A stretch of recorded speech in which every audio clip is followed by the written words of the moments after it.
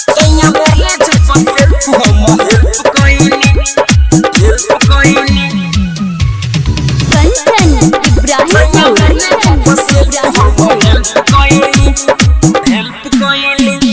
सखी रे भातार के ना बाटे कोनो जोड़ा पहिले ही राती मन खुश भइल मोरा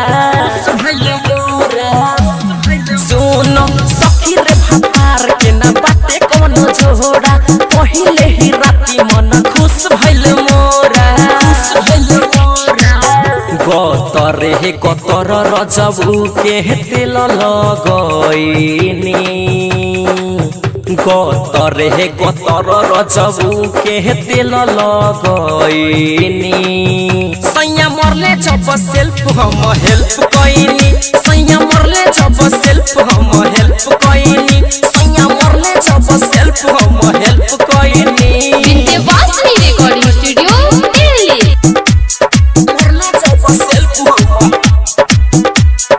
कंचन इब्राहिमपुर झाड़े ये सोलेटर दुनु धोई के हरन रे सटे और थिंग देह करे गाना गन रे झाड़े ये सोलेटर दुनु धोई के हरन रे सटे और थिंग देह करे गाना गन रे जबले मन भरल न पियऊ के पाजा में धइनी जबले मन भरल न पियऊ के पाजा में धइनी सैया मोरले जब सेल्फ हम हेल्प कइनी सैया मोरले जब सेल्फ हम हेल्प कइनी सैया मोरले जब सेल्फ हम हेल्प कइनी विंध्यवासिनी रिकॉर्डिंग स्टूडियो दिल्ली मोरले जब सेल्फ हम कंचन इब्राहिमपुर राइटर सनी सावंत रहे सटल कृष्णा कपूर किस्मत से बापटल राइटर सनी सावंत रहे सटल कृष्णा कपूर किस्मत से बापटल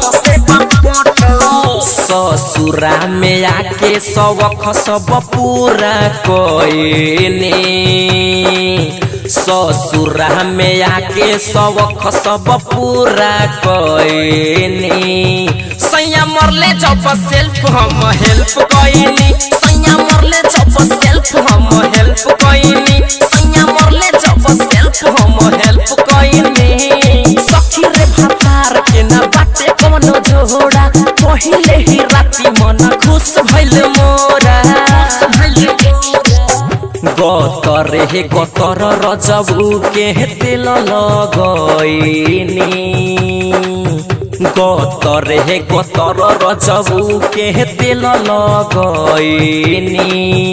सैया मोरले जब सेल्फ हम हेल्प कइनी सैया मोरले जब सेल्फ हम हेल्प कइनी सैया मोरले जब सेल्फ हम हेल्प कइनी।